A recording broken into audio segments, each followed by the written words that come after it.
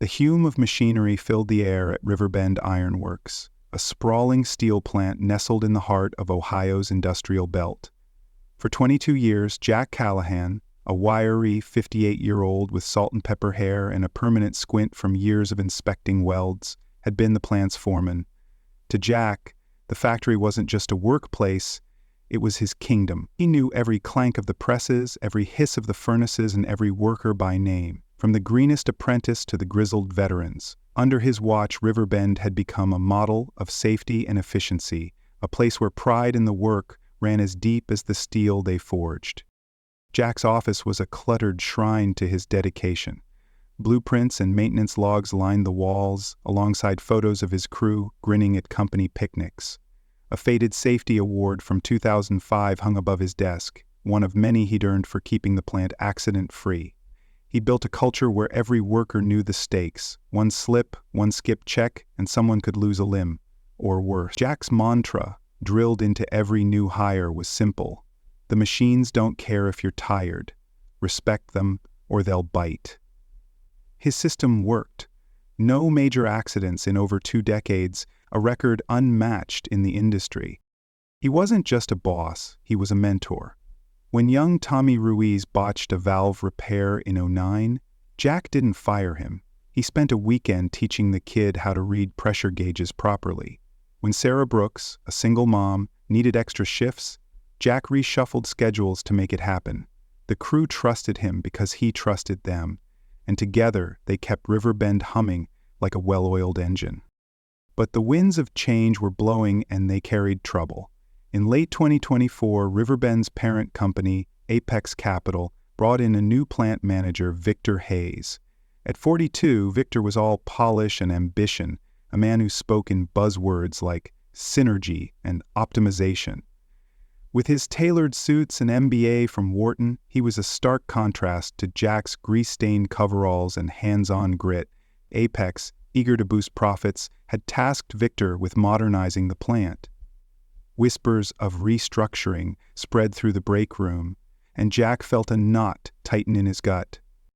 One gray November morning, Victor summoned Jack to the glass-walled conference room overlooking the factory floor.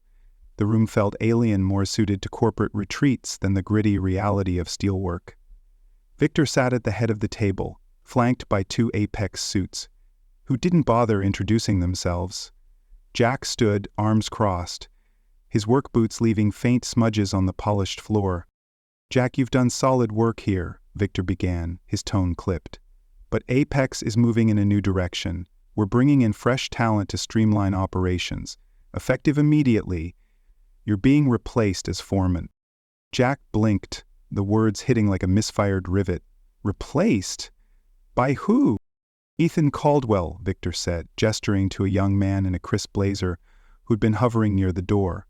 Ethan, barely 30, had a business degree from Ohio State and a resume heavy on internships but light on factory experience.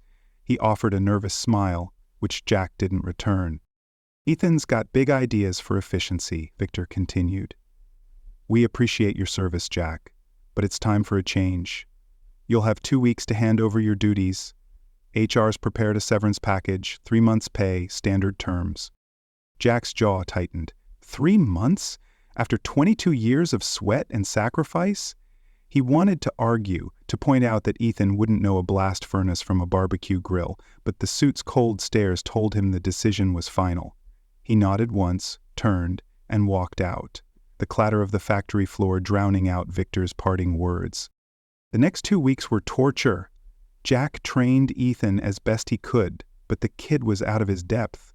He fumbled basic terminology, asked why they couldn't just automate the safety checks, and dismissed Jack's meticulously documented maintenance schedules as old school.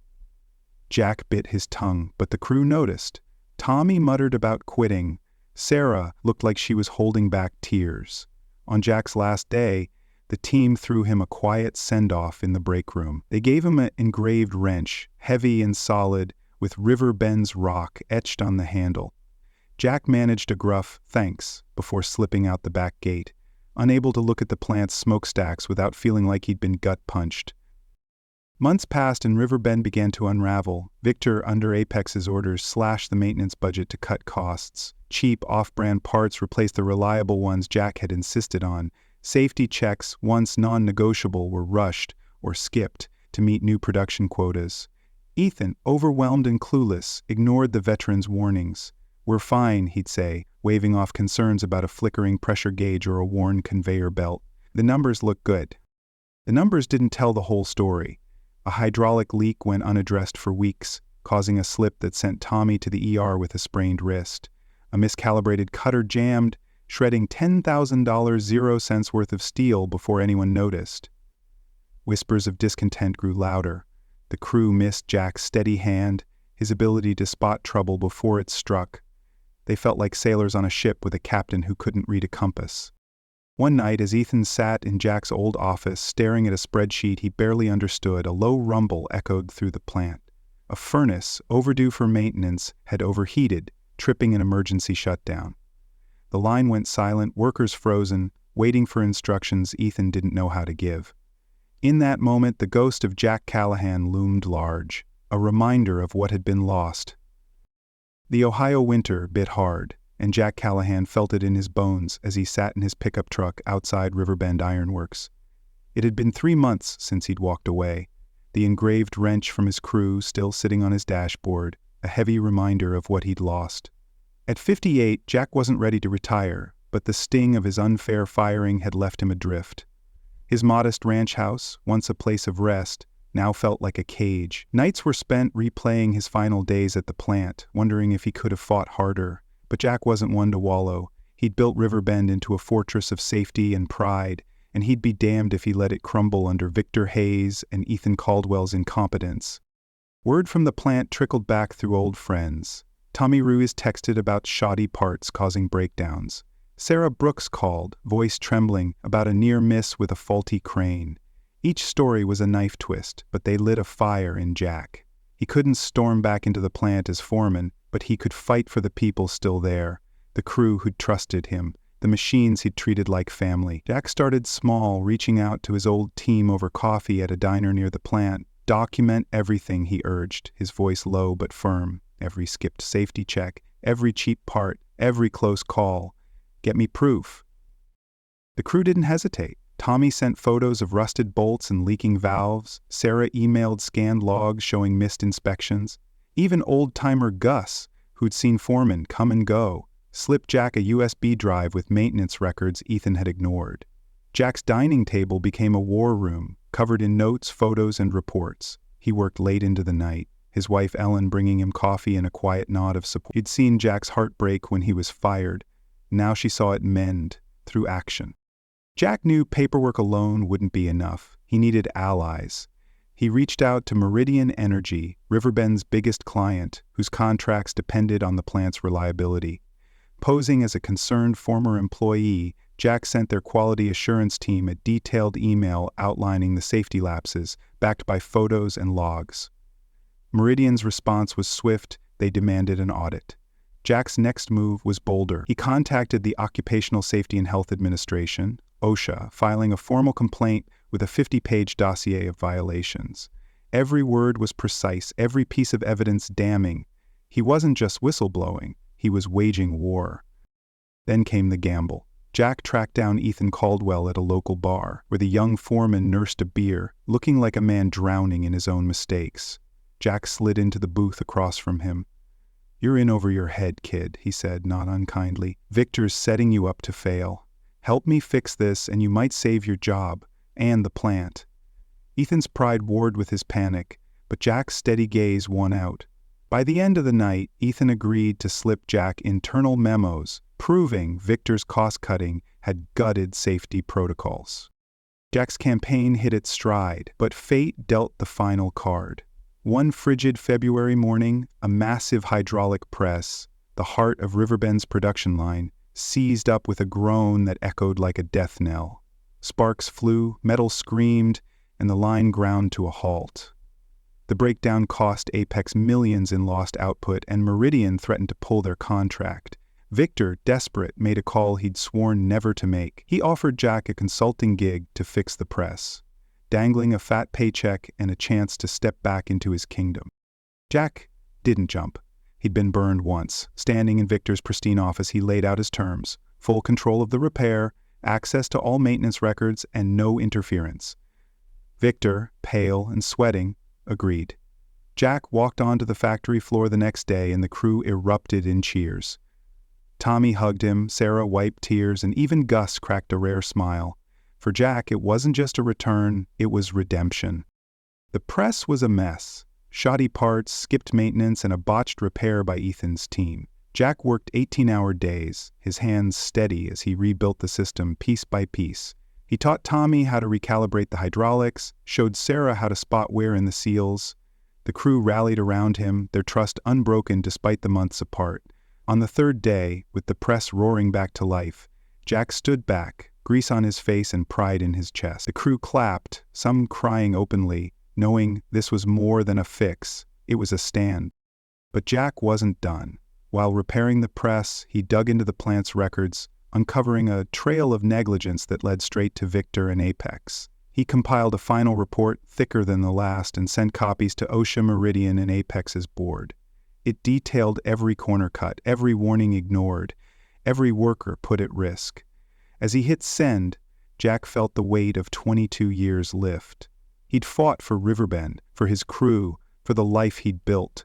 Whatever came next, retirement, a new job, or another battle, he'd face it as the man who never backed down. The factory hummed again, but the air was tense.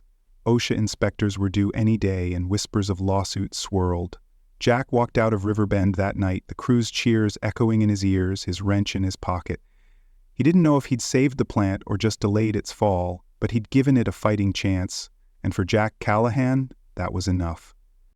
The Ohio sky was heavy with snow as Jack Callahan stood outside Riverbend Iron Works, his breath fogging in the February chill. The factory's smokestacks loomed behind him, a silhouette of the life he'd poured 22 years into. His return to fix the hydraulic press had been a triumph, but Jack knew the real battle was just beginning.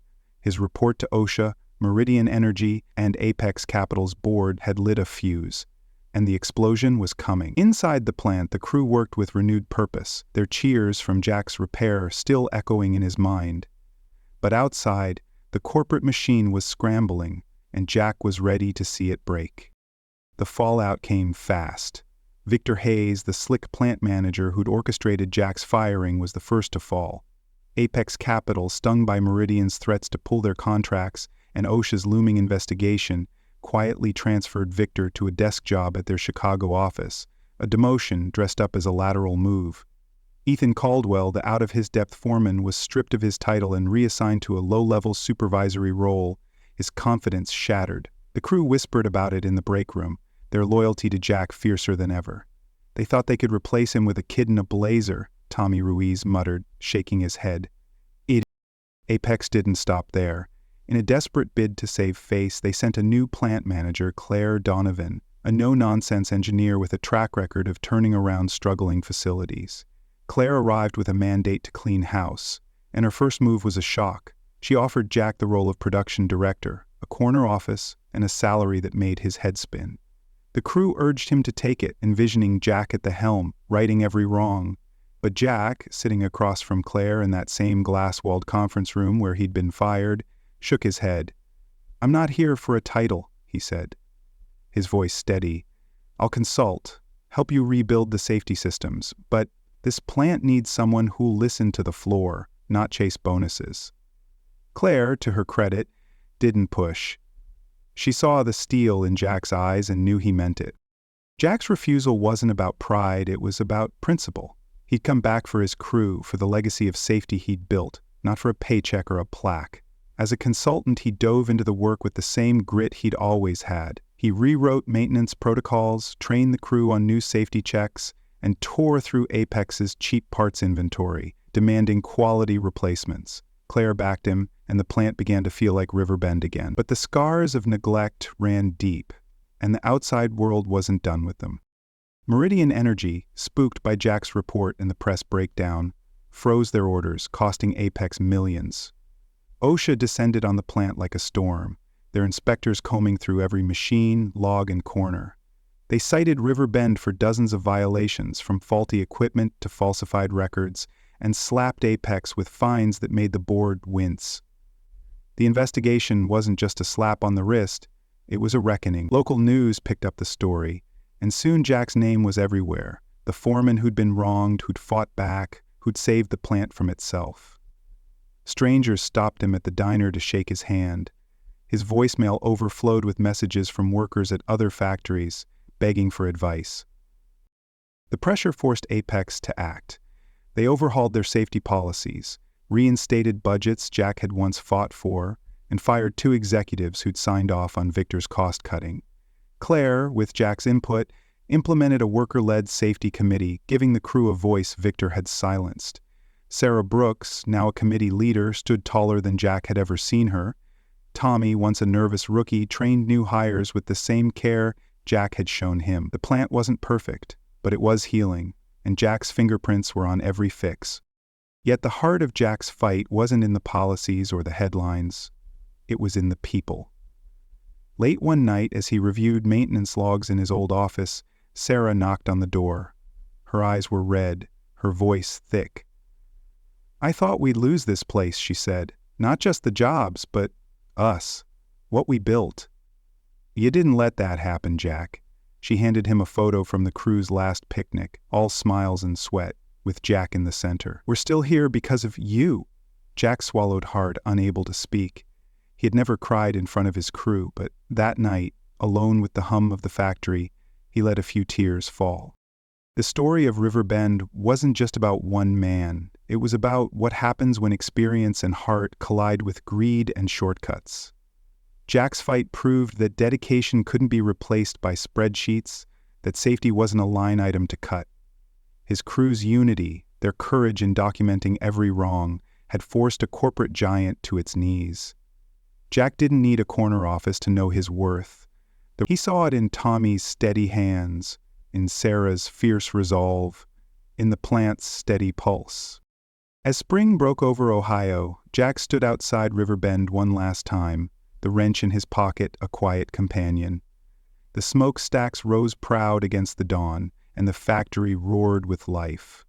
OSHA's investigation was wrapping up, Meridian was talking new contracts, and Claire was proving she could carry the torch. Jack's consulting contract was nearly done, but he wasn't walking away empty-handed. He carried the crew's trust, the weight of a legacy preserved, and the knowledge that he'd fought for something bigger than himself. The road ahead was uncertain. Maybe he'd retire, maybe he'd help another plant, but Jack Callahan knew one thing: he'd never stop fighting for the people who made the machines sing. In the shadow of Ohio's Riverbend Iron Works, Jack Callahan's story unfolds as a quintessentially American saga, weaving lessons of grit, loyalty, and the unbreakable spirit of community that resonate deeply with a nation built on hard work and hope. This tale of a 58-year-old foreman, betrayed yet unbowed, speaks to the heart of America, where underdogs rise, workers persevere, and collective resolve can topple giants.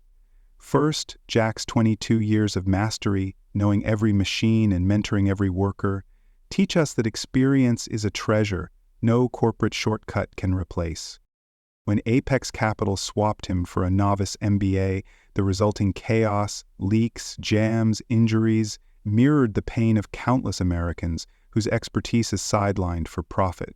His story demands we honor the welders, farmers, and teachers whose hard-won wisdom keeps our world turning.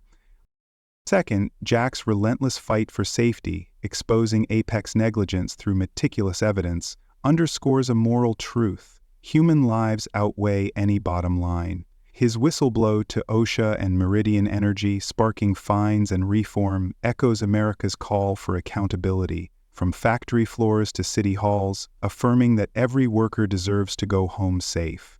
Third, the crew's unity, Tommy's photos, Sarah's logs, Gus's records, prove that collective action can shift power.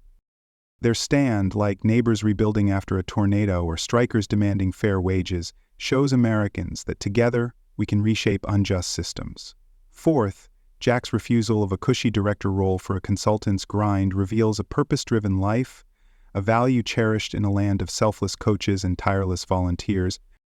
His return was for his crew, not glory, reminding us to live for impact over ambition. Finally, Jack's journey, from the sting of betrayal to tearful gratitude from his crew, evokes profound empathy, reflecting the resilience of Americans who rise after layoffs, floods, or loss. Sarah's words, "We're still here because of you," capture the heart of a nation that cheers for second chances and fights for the unseen. Jack's epic isn't just about steel. It's about the soul of America, where experience, safety, unity, purpose, and heart converge to prove that one man's stand, backed by his people, can leave a legacy stronger than any machine. As Riverbend's smokestacks pierce the dawn, they symbolize not just industry, but the enduring power of those who refuse to let their spirit break, calling every American to value their work, protect their own, and fight for what's right. Spring had settled over Ohio, painting the fields around Riverbend Iron Works with bursts of green. The factory, once teetering on the edge of collapse, now hummed with a cautious rhythm. Jack Callahan, now 59, stood at the edge of the parking lot, his engraved wrench a familiar weight in his pocket. His consulting contract was over, the safety systems he'd rebuilt running smoothly under Claire Donovan's steady hand. OSHA's fines had stung. Apex Capital, Meridian Energy was negotiating new contracts, and the crew, Tommy, Sarah, Gus, and the rest, carried a renewed pride in their work. Jack had fought for them, for the plant, for the legacy he'd poured his life into, and they'd won a hard-earned victory. But as he looked at the smokestacks against the morning sky, Jack felt a stirring, a question that hadn't been there before. What now? The past months had changed him. The betrayal of his firing, the fire of his fight, the tears in Sarah's eyes when she thanked him, they'd carved new lines in his heart. He wasn't the same man who'd once thought Riverbend was his whole world. Ellen, his wife, had noticed it too, her quiet smiles urging him to look beyond the factory gates. At home, Jack's dining table, once buried under maintenance logs, now held travel brochures and a notebook where he'd jotted ideas. Training programs for young workers, maybe, or helping other struggling plants. The world was bigger than Riverbend, and Jack's skills, his knack for fixing what was broken, for leading people through chaos, were needed elsewhere. But where?